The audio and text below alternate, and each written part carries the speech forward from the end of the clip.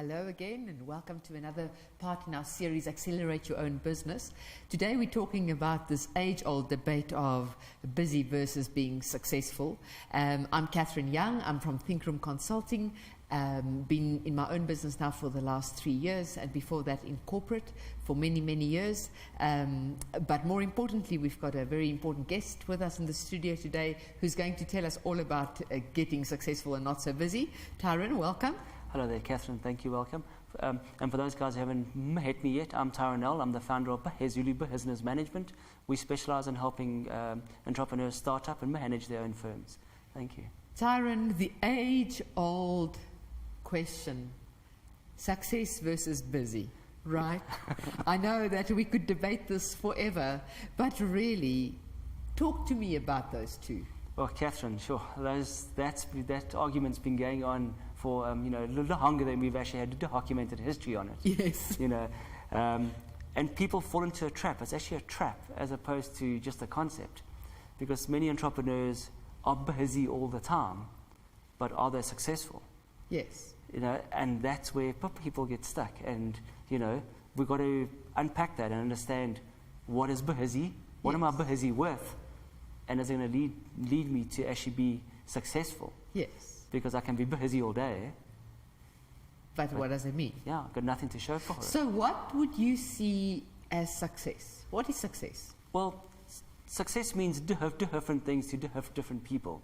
And I think for the purpose of this conversation, let's narrow it down to how much money we make. Yes. Because I think, although that's not our primary motivator, I think a lot of entrepreneurs would like a better life. Yes. And you do that by having more funds. Yes. In the narrow sense. Yes. So if we measure it from more money, success means I'm doing as little as I possibly can. Right. So I'm hardly busy, right, yet I'm making as much money as humanly possible. Right. Ultimate goal of every entrepreneur. Absolutely. You made me think now of I chatted to another friend a couple of weeks ago, entrepreneur friend, and she was saying to me that she might as well go back into a permanent job because she doesn't make money in her business. She just earns a salary. That's what it is. So what we're talking about here, the success is actually making some money in the business. Absolutely. And I actually don't know why some entrepreneurs feel uneasy to talk about it. We're in the business of making money. It's nothing to be feeling sorry about, I would imagine. No, we always view it money as a tool. Yes. It's like anything else. It's like a pen, a cell phone, a car. It's a tool that helps you achieve and objectives. Yes. So I think when people take the sort of and emotion out of it, it's easy enough to deal with. Then it's not mine. It's like exactly. It's another product. It's a sort of extension of what you do. It's a byproduct of doing the stuff you love. Yeah. You end up with a big pile of money, hopefully. Right. What about busy? Busy, unfortunately, busy is almost another word for, actually procrastination. Yeah, procrastination. Wow. Yes. No, because you find it often that we can wake up in the morning, we can keep ourselves very, very occupied, and at the end of the day, you have this feeling that I haven't achieved anything. Yes. There's no sense of achievement. We feel it a lot in our type of industry, accounting, because you're typing away on a keyboard all day, but there's no tangible product. Right. If I was making a product, a widget, I could see the product at the end of the day and know that my labors have generated a product. You can see it, it's tangible. Yes. So I think nowadays, the sort of knowledge industry, we are stuck in that sort of thing, that we're busy all day, but we don't have a product. Understand. And that's what we've got to do. We've got to sort of sort out the busyness. Yes. So what you're saying is busy is what we do achieving that goal of making money. Yeah. You can be busy without success. You unfortunately can't be successful without being busy. Got it. And that's the one thing. And I looked up the definition of busy just to, lead into this. Yes. And it's amazing. It's activities. Full of activity is what busy means. Right. That your day is full of activity. Right. You're busy. But is it the right activity? That is the key. Right. That's what we're here for, to unpack that and make sure that entrepreneurs who are actually watching this don't fall into the same trap that you and I possibly had at our early stages. Right. So, and that's exactly it. So busy is, in our view, everything. But is it making you money? Yes. Is your busyness making you money? Yes. And I think we've got to start there. So it sounds like you've also almost got to be ruthless in deciding what is keeping you busy and generating money, and what is keeping you busy and not generating money, and getting rid of that second part. Well, unfortunately, you can't actually get rid of the second part. No, Tyrone. Because some of it you need to. There's certain elements of your lifestyle that is not income generative, but you need to do it. Give us some examples. Well, a simple thing like you might think that the time it takes me to draw up my website. Yes. You know, not too many people go click on my site, but that's not an income generative cycle at this point. Yes. You know, as opposed to having a client meeting to sell a product. That's income generative. Right. Or writing the actual and report as a result of that meeting. Yes. You know, then the client will pay you. They have a tangible product. Yes. So I think that's the key. Let's separate busyness into productive activities and non-productive activities. And again, in the narrow sense, you know, productive earns you money, non-productive doesn't earn you money. Yes. I mean, obviously, so there are people out there who are going to argue with us on this point. I don't do this for money, but in our narrow sense, let's focus on that. And I think that's a key differentiator that you're making. In the narrow sense, we're talking here about money. Success could mean different things to different people, but it is still, if you're busy with the wrong things, you wouldn't be successful, whatever success means to you. Exactly. And you've got to still do the same actual process. Yes. You know, whatever your goal is, you know, you've got to still break up your activities, and those activities that will help you achieve your goal, and those activities that take you away from achieving your goal. Let me put you on the spot. Can you think of an example of somebody who's really busy in the right way and successful? Well, there are a lot of them. There are a lot of people who've, I mean, SA examples, Elon Musk is one of them. Yes. You know, he's a busy man. He has lots of meetings. You know, he runs 3 very large firms, like in the US. He's the founder of Yeah. PayPal from here. You know, and it's like he's a busy guy. But what he's doing are the right things that grow his firms. Yes. You know, and that's where we've got to go to, is to go into that activity that all our time, and you can't unfortunately use all your time, but, you know, there's some times that you are going to sort of waste away. Yes. But the bulk of the time must be spent on those type of things. And I would imagine it is also important to be a good example to your employees in your business about showing them that you as an entrepreneur, as a business owner, understand the difference between busy good and busy bad.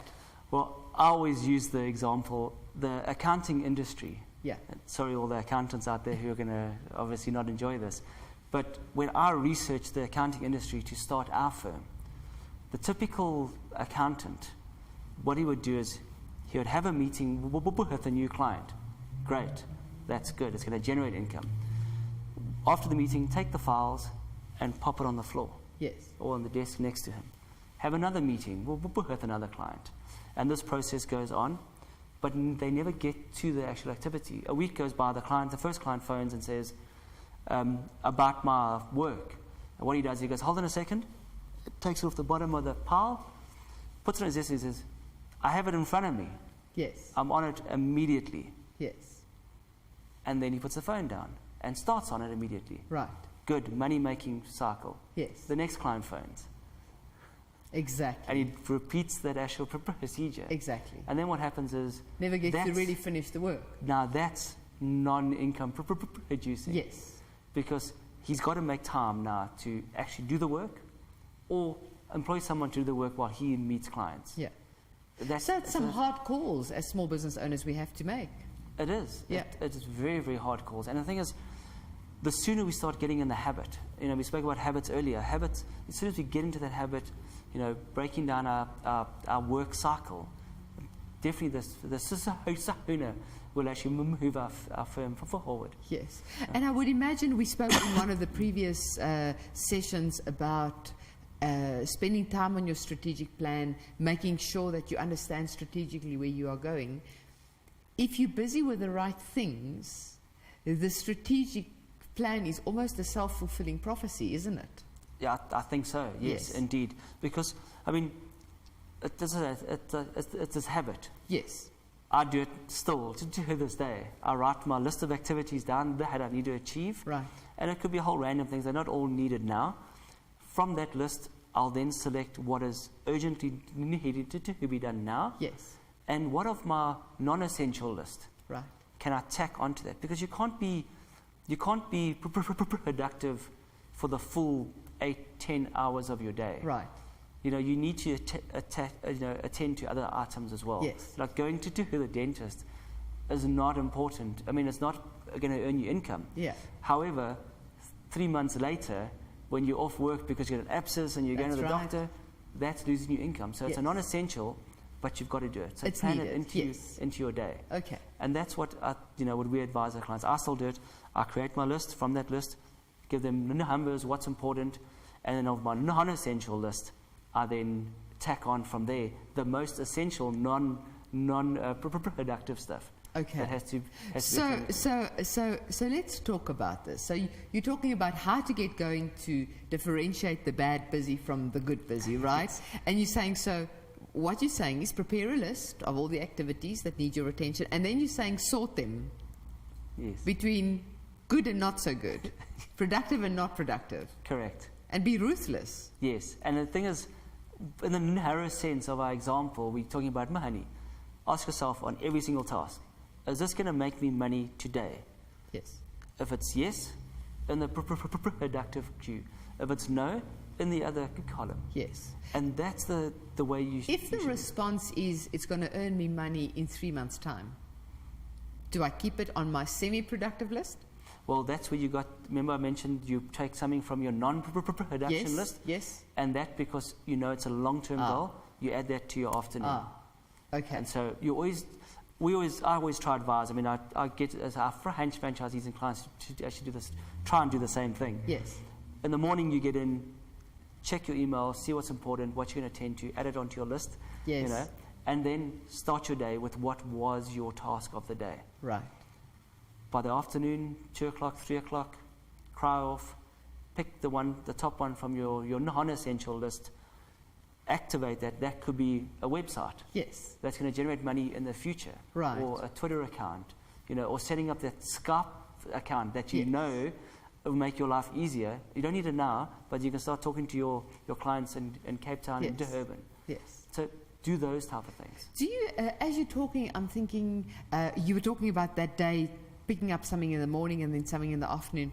Do you have any advice for business owners who, how many meetings a day are enough?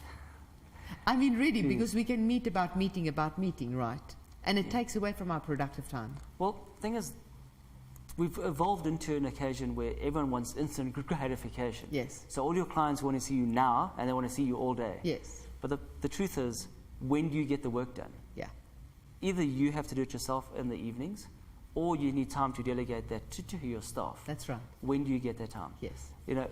We've done the maths. There's about 1,600 hours a year that you have and your staff have in order to get through like a year's work. Yes. So, we don't have more than 5 meetings a day. Yes.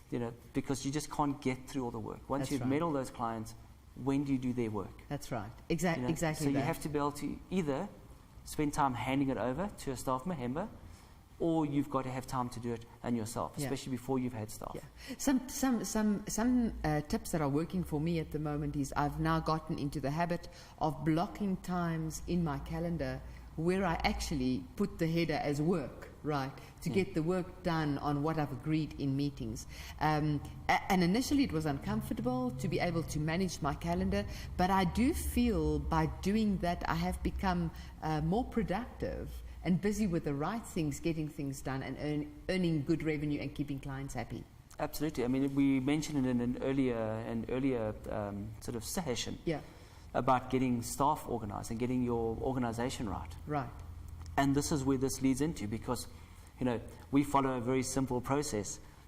Prepare a list of outstanding stuff, work out if it's productive or not productive, and delegate. Yes. And if you've got the right staff in place, they will then do the work. Obviously, there's some work that you'll have to do, but as your organization grows, teach them how to follow those 3 steps. They'll now create their urgent list, and they'll delegate. That's right. And so this process will happen. So everyone's sort of pushing the work down to somebody who it is urgent in their world, Exactly. and as part of their income generation, to make it happen. Exactly. Yeah. Fascinating. So what you're saying is be ruthless about deciding what is productive versus non-productive. Don't leave the non-productive completely on its side. Touch 1 or 2 a day if you have the opportunity to do so. We're also saying that allocate some time to get work done, real work done. And then I know we mentioned this in a previous session, but I think it's important to note, you were talking about dedicating 1 day a week. Yes, correct. It's very, very important. Okay, and then dedicating that 1 day a week to work on your business. On your business. Yes. I mean, something as simple, looking at something that's non-productive. Yes. You know, too many firms, like for example, I'm busy, and you've got to place your advert in a paper, an online ad, a magazine ad, and now it's not going to make you money putting the advert in, the time you take, because you're going to have to finish and report or something. But sales work in a 6-week cycle. That's right. So if that advert is not going in now at a certain time, in 6 weeks' time, you're not going to be busy. Exactly. Because you haven't done something that's a non-essential. Exactly. In order to keep the flow of income coming. So make the time to get that done. Yes. Yeah. So you schedule your day, do the activity that's earning you income, and in that afternoon, proofread the ads, schedule the ads, put them in, because you know that's going to make sure that you're earning income in 6 weeks' time again. And it varies, and it'll vary from industry to industry. Yeah. But that's the kind of thing that you have to do. I mean, that's a great example of that forward view of if you don't implement it, it will have an impact in the future. Correct. That's a great example. But I think there's real value in entrepreneurs and small business owners from time to time stepping away from the operations of the business, because you get a different perspective. I heard a quote the other day to say, get off the dance floor and get onto the balcony. Yes. And the perspective is very different than when you're on the balcony versus on the dance floor. And I think stepping away from the operations from time to time would really add value to understanding what is good busy and what is bad busy. Absolutely. I mean, just even going away to a workshop or a seminar, you know, it just cuts you from the actual office. Somewhere where you have to turn off your cell phone. Yes. You can't access your emails. Yes. And then you realize the next day, the world didn't end. You know, so That's you can right. start organizing your days accordingly. That's right. You know, the client, what's urgent in the client's mind is not necessarily urgent in your mind, and things like that. So you can start changing those things. Yeah. And it is a process. You're not going to do it in 1 day. I still do it. I still have things where I have to work out, is this important to me now? Yes. Or can I put it off? Yes. And things like that. And you're doing it all the time. Yeah, exactly. And you know, Tyron, also I heard somebody the other day give me a good tip, actually to say, if you can just afford the first 30 minutes of every day, the first 30 minutes of every day, to really just think about your day, think about what's important, what's not important, and then plan accordingly, you go into your day with a different perspective. Absolutely. As we were sort of saying earlier, how we do it is that, you know, we sort of set our task list. Yes. So by the end of the day, I've sent all my mails to my clients. I've got my task list set up for the following day. Yes. And then when I come in the first half an hour, I read all my emails that have come in overnight, see how that affects my task list. Yes. Don't change what you got to do now that you've already scheduled, because that's going to throw everything out. Exactly. Schedule those things into the next, into the following days. Exactly. And then you start from there, and you just process it forward. So being disciplined about it, that's what you're saying. If there's a task list, be disciplined. Correct. And get it executed. Disciplined entrepreneurs are successful entrepreneurs. Yes, I love that. Yeah. Undisciplined is busy. Yes. You know, so exactly. maybe the argument, our conversation should have been discipline and success. Yes. Those go hand in hand. Exactly. Yes. I absolutely love that. For me, there's a very fine line between being busy and being good at being busy, and then just being busy and out of control. And there was a very interesting discussion that I overheard at a client's office a couple of days ago, where the client said, I can't make use of that small business because they are too busy and out of control. They're not coping. And I was thinking, it's so sad that that small business lost that opportunity of getting the work, because from the client's perspective, it was busy, which is typically supposed to be good, but out of control busy. Yes. You know, and they lost the work because of it. And that's important. That's where entrepreneurs must view it. While you're a one-man band, obviously, you might think a lot of this isn't sort of for you, because you ultimately have to do all the work. That's right. But you get the systems into place. Yeah. Because you're not intending to be a one-man band Yeah. operator all the time. Yeah. So as you're growing, these systems that you're putting in place will be put into place for all your staff That's underneath right. you. So what's going to end up happening, you can become busy in the true sense that makes you successful. That's right. Because you've delegated everything down to various people. And you can have meetings all day. Exactly. Or play golf all day, because Yes. that's where you're having your meetings. And that's where you're now taking away from there, giving it to someone else. They do the physical work of it. Yes. But you're busy all day. Yes, and as an entrepreneur, for those who are really control freaks, to a point, speaking to myself, if you have a quality check in place at the end initially to make sure that the quality that goes out is good, then that shouldn't really be a problem. Yeah, because you would have set all your actual processes into place when you started employing your staff. Exactly. And you're actually documenting the steps that you needed to follow. Because I'm sure every single entrepreneur is actually attention to detail, obsessive about their product, their sort of service that they're actually selling. So they make sure that it's not going to leave the front door without having checked it first. Exactly. Tyrone, I want to just restate that quote you said, that disciplined entrepreneurs are successful entrepreneurs. And I think that to me wraps up this session on how to be successful and not busy, is be disciplined about how we do our busyness. Absolutely, I would agree with that totally. Fantastic. There's some other resources as small businesses that you can access to learn more about being successful rather than busy. NFIB has some great tips. If you go to the website nfib.com, you will see that you will learn good things. The Entrepreneur magazine, the entrepreneur.com magazine, also has some great advice on getting out of busyness and into being successful. The Biz for Africa website has a very interesting piece on there about getting out of busy into successful, as well as the NSBC website. Tyrone, it's been an absolute pleasure sharing this time with you. To all the entrepreneurs out there, really hope that you get your head around being less busy and more successful in a disciplined way. Thank you.